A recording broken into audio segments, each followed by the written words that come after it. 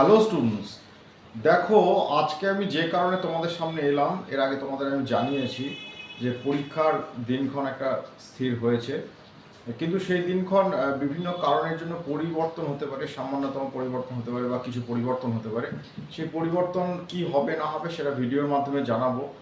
আজকে কিন্তু সেই বিষয়ে আসেনি। আমি বলছি তোমাদের কিন্তু পরীক্ষা প্রায় এসেই গেছে, তোমরা পড়ো, হাতে যেটুকু সময় আছে সেই সময়টা কাজে লাগাও।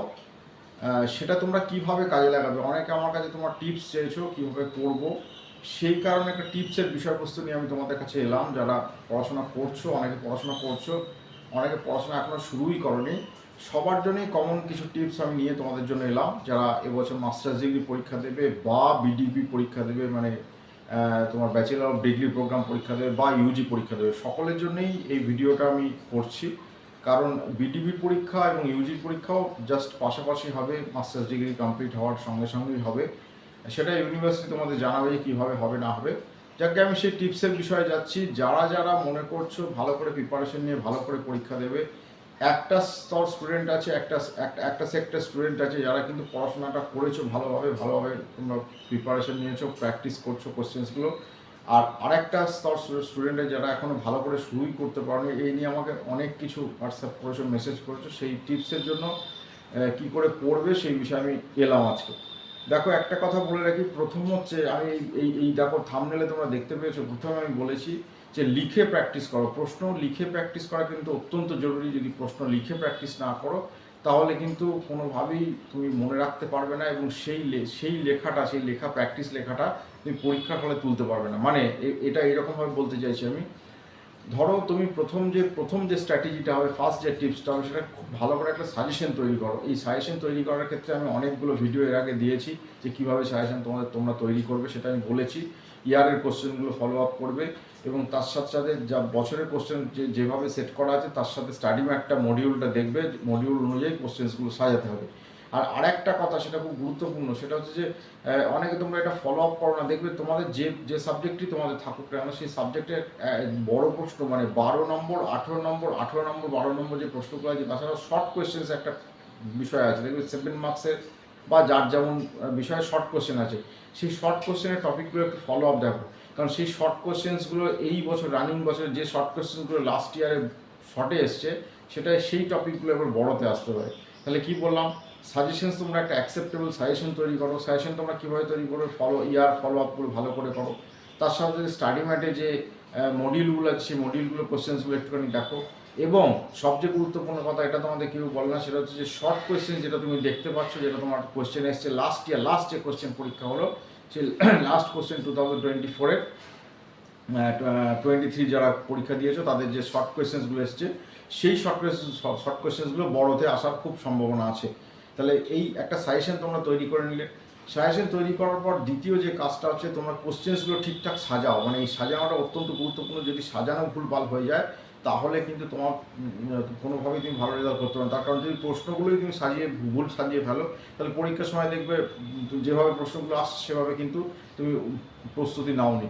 অতএব প্রশ্নগুলো সাজানো অত্যন্ত জরুরি। এবার প্রশ্ন যখন তোমার সাজানো হয়ে গেল, তখন তুমি প্র্যাকটিস কীভাবে করবে। প্রথমে 15টা প্রশ্ন বাছাই করে নাও, ভালো 15টা প্রশ্ন, যে প্রশ্নগুলো ইয়ারের ফলো আপে প্রথমে আসছে সেরকমভাবে ফলো আপ করে নাও।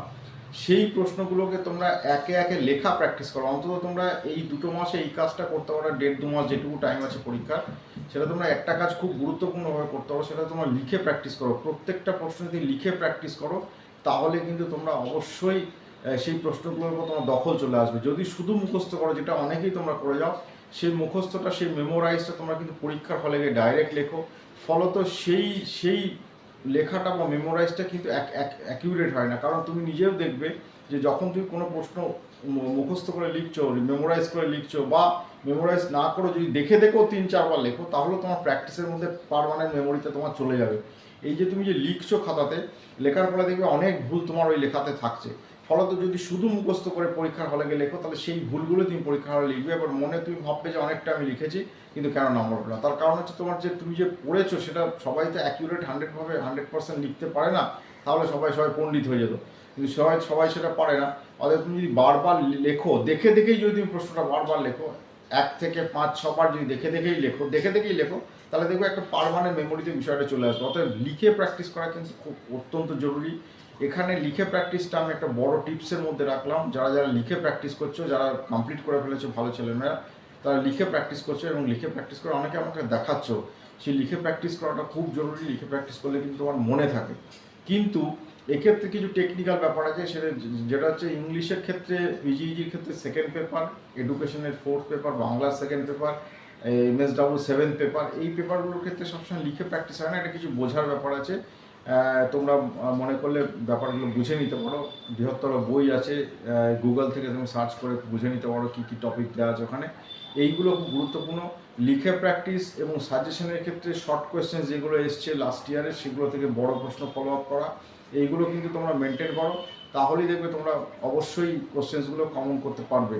আর আরেকটা গুরুত্বপূর্ণ কোশ্চেন যখন ফরম্যাট করছো, সেই ফরম্যাটের ক্ষেত্রে যে প্রশ্ন যখন তুমি ফরম্যাট করছো, তখন ফরম্যাটের ক্ষেত্রে ভূমিকা, বডি অফ দ্য কোশ্চেন এবং উপসংহার, এই তিনটে বিষয় যেন স্পষ্ট বুঝতে পারেন টিচার এক্সামিনার।